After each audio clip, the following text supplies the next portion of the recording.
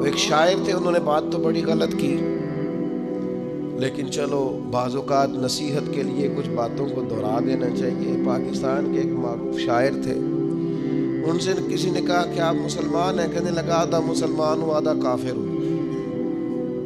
کس طرح؟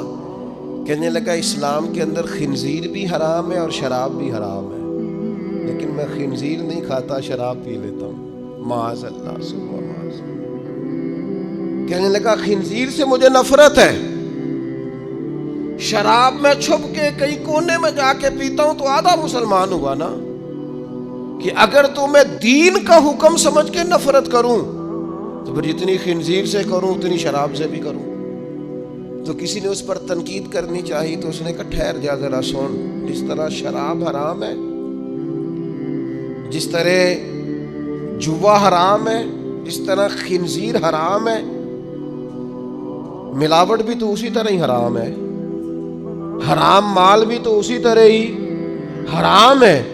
یہ کیسی تمہارے نفس کی خواہش ہے کہ خنزیر نہیں کھاتے؟ کہتے ہیں کہ کسی علاقے میں ایک آفیسر تھا تو وہ سب حرام مال اکٹھا کرتا تھا، تو کوئی کسی کی ضرورت ہی نہیں تھی اس سے بات کرنے کی۔ تو ایک بوڑھی اماں تھی، وہ بڑی حق بات کہنے کا مزاج رکھتی تھی، تو ان کی مرغی مر گئی، تو اس کے گلے پہ چھری چلا کے نا تو اس آفیسر کے گھر دے آئی دیسی مرغی۔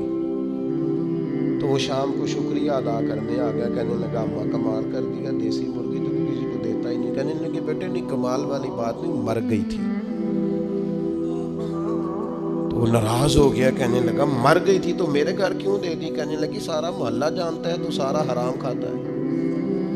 تو میں نے کہا یہ کروڑوں حرام کھا گیا تو کوئی مشکل نہیں، تو ایک مرغی سے کیا تکلیف دے گی؟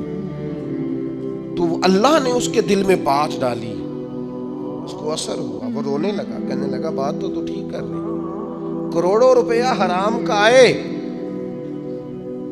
تو وہ چونکہ نفس پسند کر رہا ہے تو وہ ٹھیک ہے، اور ایک مرغی صرف چھری نہیں چل سکی مر گئی تو اس سے الٹی آ رہی ہے، کہہ رہی ہے کیا مطلب ہے اس کا؟ وہ ہمارے ایک دوست ہیں، وہ کہتے ہیں ہمارے زمانے میں لوگ اس طرح کے پرہیزگار ہیں کہ ایک شخص کو ایک نیا جوتا مل گیا کہیں گرا ہوا، اس نے اس کا مالک ڈھونڈنا شروع کیا، کسی کا نیا جوتا گر گیا سڑک پہ تو ڈھونڈتا رہا، ایک پیر تھا، ڈھونڈتا رہا، وہ کس کا ہے بھائی کس کا ہے؟ تھوڑی دیر آگے جا کے اسے اس کا دوسرا پیر بھی مل گیا، پھر اس نے مالک ڈھونڈنا چھوڑ دیا۔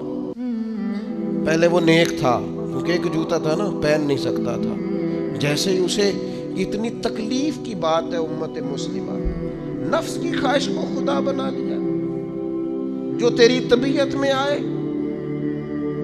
ویسے ماں باپ کو تو وقت نہیں دے سکا، ویسے اگر تجھے کہا جائے کہ ماں باپ کی طرف سے کسی یتیم بچے کا خرچہ اٹھا لے وہ تو نہیں اٹھا سکتا، تیرے ماں باپ چلے گئے ان کی وجہ سے تو کسی غریب بہن بھائی سے تعاون کر تاکہ ماں باپ خوش ہوں، احسان ثواب وہ تو نہیں کر سکتا، دیکھیں چیلم پہ 50 پکیں گے، جو کہ پتہ چلے نا برادری کو کہ جناب نے چیلم کیا۔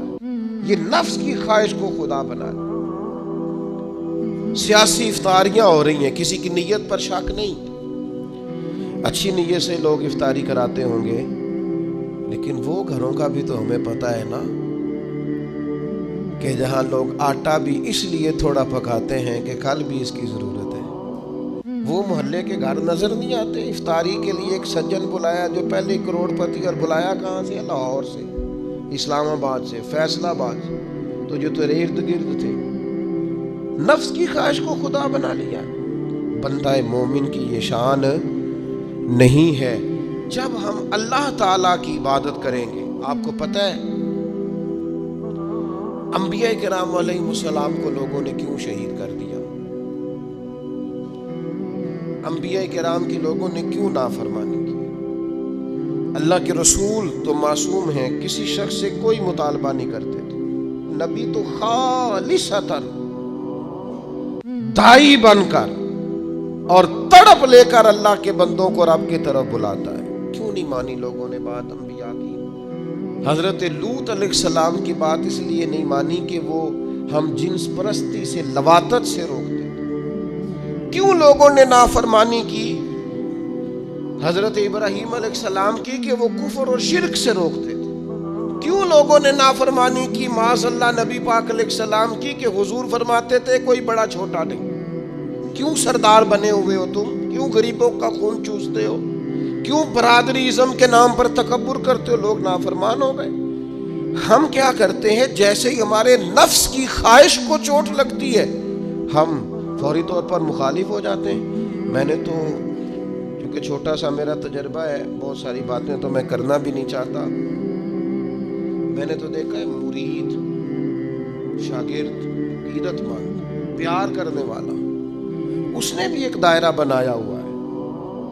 وہ کہتا ہے کہ مجھے حکم تو دیا جائے، کسی چیز سے روکا نہ جائے. اگر کسی جگہ سے آپ نے کسی کو مرشد ہی مان لیا ہے تو پھر تو وہ آپ کو ایسا حکم بھی دے جو بالکل طبیعت کے خلاف ہے تو آپ یہ سمجھیں دوائی کڑوی ہے، اس میں شفا جلدی ہوگی، لیکن اس بات کے لیے تیار نہیں ہے.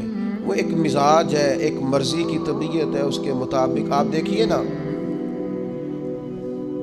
قرآن مجید ارشاد فرماتا ہے کہ یہ جو تھے نا قریش مکہ، یہ حاجیوں کو پانی پلاتے تھے، کعبے کے متولی تھے، ساری باتیں مانتے تھے لیکن کلمہ پڑھنے کو تیار نہیں تھے. اللہ کریم نے قرآن مجید میں فرمایا تم نے حاجیوں کو پانی پلانا اور کعبے کی خدمت کرنا اس کے برابر سمجھ لیا ہے کہ یہ کہا جائے کہ میں اللہ اور آخرت پر ایمان لایا، اور تمہیں یہ پانی پلانا بھی تب بھی نفع دے گا جب اللہ اور اس کے رسول کو مانو گے.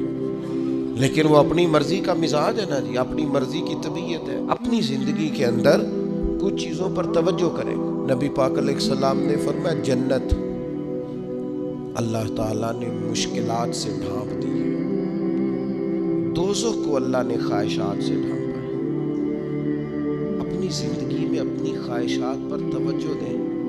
حضور علیہ السلام نے پناہ مانگی ہے، اے اللہ میں نہ ختم ہونے والی خواہش سے تیری پناہ مانگتا ہوں. اپنی خواہشات پر، یہ جو ہم پیری مریدی کرتے ہیں نا، یہ جو بیعت کا سلسلہ ہوتا ہے، اس میں سب سے پہلا طریقت کا حکم یہ ہے کہ مرشد آپ کو وہ حکم دے گا جو آپ کی مرضی کے خلاف ہو، اور اگر آپ اسے صحیح کر کے قبول کریں گے نا، دیکھیں بندہ اللہ کا بندہ کب بنتا ہے؟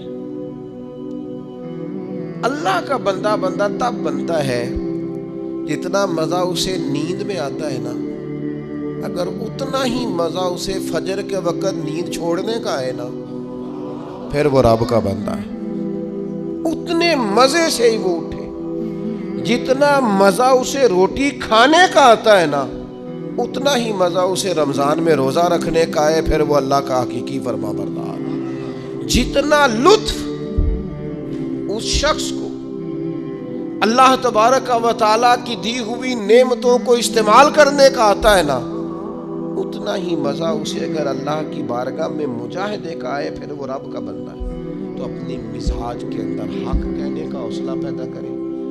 آپ کے دائیں بائیں جو لوگ غلطیاں کریں انہیں محبت سے سمجھانے کی کوشش کریں، اور کچھ تھوڑا سا نا نفس کی مخالفت کا جو آپ کی طبیعت میں چاہے وہ ہو جائے تو مزہ کیا رہا.